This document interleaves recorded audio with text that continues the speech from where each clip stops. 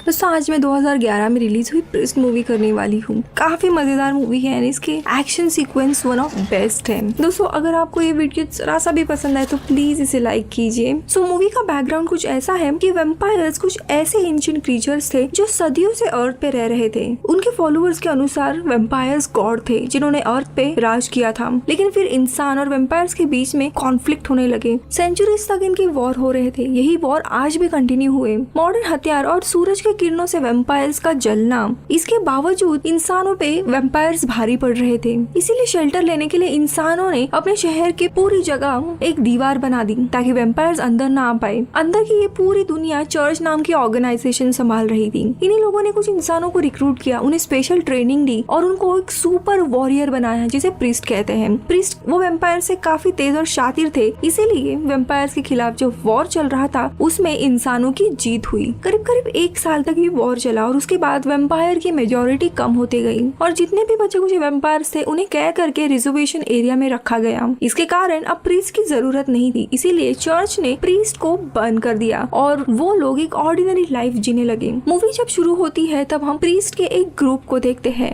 जो वेम्पायर्स के एक एरिया में आए हुए थे। वहाँ पे हम प्रीस्ट के लीडर को भी देखते हैं। ये लोग वेम्पायर क्वीन को ढूंढ रहे थे ताकि उसे मार के इस प्रॉब्लम की जड़ को ही खत्म कर दें। वो जगह एक केव हाइव जैसी थी। ये लोग क्वीन को ढूंढ ही रहे थे, लेकिन देखते ही देखते वेम्पायर क्रीचर्स वहाँ पे आ जाते हैं और एक एक करके इनके सारे लोगों को घेर लेते हैं एंड पकड़ते हैं। उनमें से एक आदमी को प्रीस्ट लीडर पकड़ने की काफी कोशिश कर रहा था, लेकिन वो उन्हें बचा नहीं पाता और सारे वेम्पायर क्रीचर उसे पकड़ के मार डालते हैं और इसी डरावने सपने के साथ वो लीडर उठता है। दोस्तों मूवी में वेम्पायर्स एक एंशिएंट क्रीचर की तरह दिखाए गए हैं। फिर हम वॉल के अंदर की दुनिया देखते हैं जहाँ पे पूरी जगह पे अंधेरा था क्योंकि पोल्यूशन के कारण ये पूरा एरिया काला पड़ गया था और यहाँ पे सूरज की किरण भी नहीं आती थी। ये पूरी जगह चर्च के ही कंट्रोल में थी। तो वॉल की दूसरी तरफ कुछ इंसान रहते थे अपने अपने गाँवों में जिन्हें एक फ्री लाइफ चाहिए थी। चर्च के रूल के अनुसार नहीं चलना था वैसे लोग, लेकिन उन्हें वेम्पायर्स का भी डर था। अब हम ओवेन्स की फैमिली देखते हैं जहाँ एक सुनसान जगह पे उसका घर था। उसमें उसकी वाइफ शेनॉन और बेटी लूसी थी। एक अबैंडन घर में रहते थे और डिनर के वक्त में अचानक से उनपे वेम्पायर्स क्रीचर का हमला होता है जिसमें शेनॉन लूसी को अंडरग्राउंड छुपा देती है और देखते ही देखते ये वेम्पायर्स क्रीचर उन दोनों पे हमला करते हैं और लूसी को किडनैप करके अपनी जगह पे लेके जाते हैं। अब ये होने के बाद हिक्स नाम का आदमी जो वॉल्स की उस तरफ रहता था, वहाँ पे वो शेरिफ था, वो प्रीस्ट से मिलके उसे ओवेन्स और लूसी को किडनैप किया है वेम्पायर्स ने ये बताता है। ओवेन्स दरअसल प्रीस्ट का भाई था और लूसी उसकी नीस। अब लूसी को बचाने के लिए प्रीस्ट चर्च के अथॉरिटीज के पास जाता है और उन्हें ये सारा किस्सा बताता है, लेकिन इनकी अथॉरिटी का लीडर ऑर्लस वेम्पायर्स के एग्जिस्टेंस को ही मना कर देता है। उसके अनुसार बचे हुए वेम्पायर्स इनकी जेल में कैद है और बाहर की दुनिया वेम्पायर्स से फ्री है, इसीलिए इसे बाहर जाने के ऑर्डर नहीं मिलते और इसे वार्न करते हैं कि अगर तुम लॉ के अगेंस्ट गए तो तुम्हारा औहदा निकाल के तुम्हें मार दिया जाएगा। लेकिन गुस्से में प्रीस्ट फिर भी निकलता है।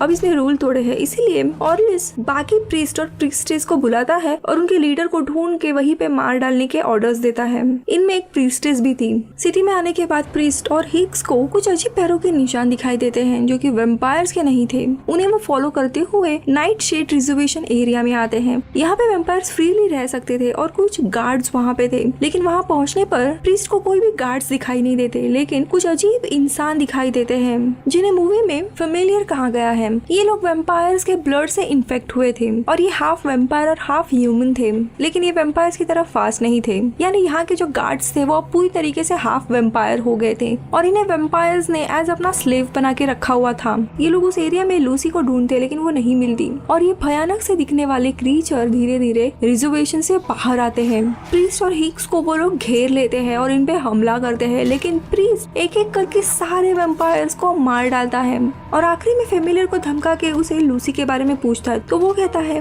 कि वेम्पायर्स उसे लेके वेस्ट में यानी 16 मीरा लेके गए हैं जो कि वेम्पायर्स का और एक शेल्टर था, वहाँ पे उनकी हाइव थी। अब ये सुनते ही प्रीस्ट थोड़ा चौंक जाता है क्योंकि ये पूरा एरिया वॉर के दौरान डिस्ट्रॉय किया गया था। वहाँ पे वेम्पायर्स रहने नहीं चाहिए थे, लेकिन शायद सच्चाई कुछ और थी। ये लोग 16 मीरा पहुँचते हैं और बड़े से माउंटेन के बीच में वेम्पायर्स के रहने की जगह थी। वहाँ पे अचानक से उन्हें हलचल दिखाई देती है। तब पता चलता है वहाँ पे प्रीस्टेस आई थी, लेकिन वो प्रीस्ट को पकड़ने के लिए नहीं, इनफैक्ट वो प्रीस्ट के साथ उसके टीम में शामिल हो रही थी क्योंकि उसे भी प्रीस्ट की जिंदगी बहुत ही मुश्किल लग रही थी। इवन दो वॉर नहीं है, उसे वॉर के डरावने सपने आते थे और ऐसी जिंदगी उसे नहीं जीनी थी, जो कि सेम केस प्रीस्ट की थी। दोनों के बीच में एक मोमेंट आता है लेकिन प्रीस्ट उसे मना करता है। देखते ही देखते वहाँ पे अचानक से वैम्पायर का एक गार्ड इन पे हमला करता है। प्रीस्ट पे वो क्रीचर भारी पड़ रहा था लेकिन प्रीस्ट और प्रीस्टेस मिलके उसे मार डालते हैं। लेकिन हैरानी की बात ये थी कि यहाँ पे कोई भी वैम्पायर नहीं था और ना ही वैम्पायर क्वीन यहाँ थी। फिर भी वो क्रीचर किसी चीज की रखवाली कर रहा था और आगे जाने पे इन्हें पता चलता है कि वैम्पायर ने यहाँ पे ब्रीड करके अपनी एक अलग आर्मी बनाई है ताकि वो अपना पॉपुलेशन बढ़ाए और इंसानों के साथ वापस वॉर करे। इस माउंटेन के पास में ही एक क्लोज्ड माइन थी और उसकी ट्रेन मेन सिटी से कनेक्टेड थी। ये लोग गैस लगाते हैं कि शायद ये सारे वैम्पायर्स ट्रेन से ही अब मेन सिटी की ओर जा रहे हैं। शायद दिन में सफर कर रहे हैं और रात में अलग अलग टाउन पे लोगों पे हमला कर रहे हैं ताकि अपनी भूख मिटा सके। और तभी हम उस वैम्पायर आर्मी को देखते हैं दोस्तों। इन वैम्पायर्स का एक ह्यूमनॉइड लीडर भी था जिसने लूसी को किडनैप किया था और लूसी भी उसी ट्रेन में थी। अब रात में हम इन्हीं ट्रेन से जाते हुए वैम्पायर्स को देखते हैं। वो वैम्पायर क्रीचर एक टाउन के लोगों पे हमला करते हैं और पूरे गांव के लोगों को मार डालते हैं। यहाँ पे कुछ प्रीस्ट अपने लीडर यानी प्रोटैगनिस्ट को ढूंढते हुए टाउन में आए थे लेकिन वैम्पायर्स को देखते ही वो उनके लीडर के साथ लड़ने लगते हैं। लेकिन वैम्पायर लीडर बहुत ही शातिर और तेज था। वो इन तीनों प्रीस्ट पे भारी पड़ता है और इनको मार के क्रूसीफाइड करता है। अब सुबह तक के पास के ही टाउन में ये तीनों भी पहुंच जाते हैं। वहाँ पे कोई भी आदमी नहीं था लेकिन ये लोग अपने प्रीस्ट को वहाँ पे देखते हैं, चौंक जाते हैं क्योंकि ये काम किसी वैम्पायर क्रीचर का नहीं हो सकता, इसके पीछे कुछ और ही है। और तभी जाके उनको रियलाइज होता है कि ये लोग ट्रेन से सफर कर रहे हैं। ट्रेन से सिटी की ओर पहुंचने में उनको ज्यादा टाइम नहीं लगेगा और तब जाके दोस्तों उनको सब प्लॉट रिवील होता है कि ये एक सोचा समझा प्लान था, इसीलिए उन्होंने पहले लूसी को किडनैप किया। उन्हें पता था उसे देखने के लिए लीडर यानी प्रीस्ट उसके पीछे जाएगा ऑर्डर तोड़ के और उसको मारने के लिए बाकी के प्रीस्ट भी टाउन से बाहर आएंगे। और इसी तरह वैम्पायर जब सिटी पे हमला करेंगे तब उनके बीच में कोई भी नहीं आएगा और सिटी में हमेशा अंधेरा होने के कारण सनरेज भी उन्हें बचा नहीं पाएंगे। अब ये तीनों भी प्लान बनाते हैं कि कैसे भी उस ट्रेन को रोकना है। इसी दरम्यान प्रीस्ट हिक्स को कहता है कि अगर इनके लूसी इन्फेक्टेड है यानी अभी वो भी अगर वैम्पायर बनने वाली होगी तो उसे भी मारना पड़ेगा, कोई और चारा नहीं है। लेकिन ये सुनते ही हिक्स काफी गुस्सा हो जाता है क्योंकि वो उसकी गर्लफ्रेंड थी। वो कहता है कि उसे तुम नहीं मारोगे, तुम्हारे लिए तो वो एक नॉर्मल इंसान है। और तभी प्रीस्टेस कहती है दरअसल लूसी ओवेन की नहीं बल्कि प्रीस्ट की बेटी है। वो यहाँ पे रिक्रूट होने से पहले उसकी छोटी सी फैमिली थी यानी शेनन उसकी गर्लफ्रेंड थी और उन्हें जस्ट लूसी पैदा हुई थी। लेकिन चर्च के ऑर्डर के अनुसार उसे प्रीस्ट बनना पड़ता है और अपनी ये पुरानी जिंदगी उसे छोड़ के मूव ऑन होना पड़ता है। शेनन के पास कोई भी सहारा नहीं था, इसीलिए ओवेन उससे शादी करता है ताकि लूसी को एक फैमिली मिल सके। अब ये जानकर हिक्स खुद को रोकता है और अपने प्लान के अनुसार ये तीनों भी ट्रेन को रोकने के लिए भागते हैं। प्रीस्टेस ट्रेन से भी आगे निकल जाती है क्योंकि उसे ट्रैक पे बॉम्ब लगाने थे, लेकिन उसे देखते ही फैमिली उसके पीछे पड़ते हैं उसे रोकने के लिए। तो दूसरी जगह हिक्स भी ट्रेन में चढ़ जाता है और उसे वैम्पायर्स के बहुत हाइव्स वहाँ पे मिलते हैं। तो तीसरी जगह पे प्रीस्ट भी ट्रेन के ऊपर चढ़ जाता है ताकि वो लूसी को बचा सके। लेकिन वहाँ पे वैम्पायर का लीडर उसे मिलता है, मानो वो उसका इंतजार ही कर रहा था। और दोस्तों यहाँ पे हमें पता चलता है प्रीस्ट को जो सपना आया था वो दरअसल सपना नहीं रियलिटी थी। प्रीस्ट अपने एक साथी को बचाने की काफी कोशिश कर रहा था लेकिन दूसरे साइड से वैम्पायर उसे दबोच रहे थे, राइट। तो वो दोस्त यही था। वैम्पायर उसे पकड़ते हैं, उस पे हमला करते हैं लेकिन उसे दबोचने के बाद वहाँ पे वैम्पायर क्वीन आती है और अपने ब्लड से उसे वैम्पायर में कन्वर्ट करती है। उसके खून के कारण वो फर्स्ट ह्यूमनॉइड वैम्पायर बनता है। पहले वो प्रीस्ट था और अब इसीलिए वो एक ताकतवर वैम्पायर बन गया था। सनलाइट में भी वो रह सकता था।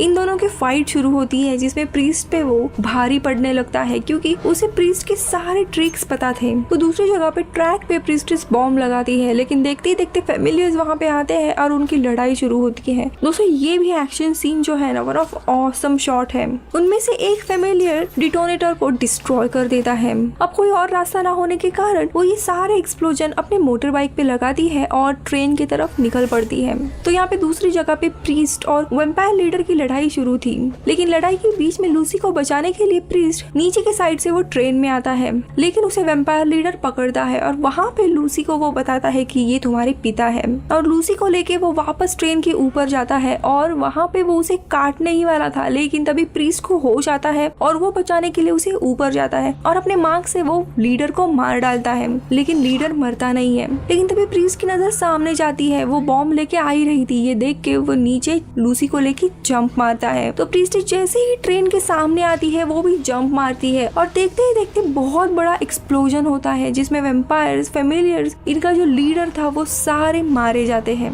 लूसी, हिक्स, प्रीस्ट और प्रीस्टेस बच गए थे और फाइनली वो अपने असली पिता को देखती है।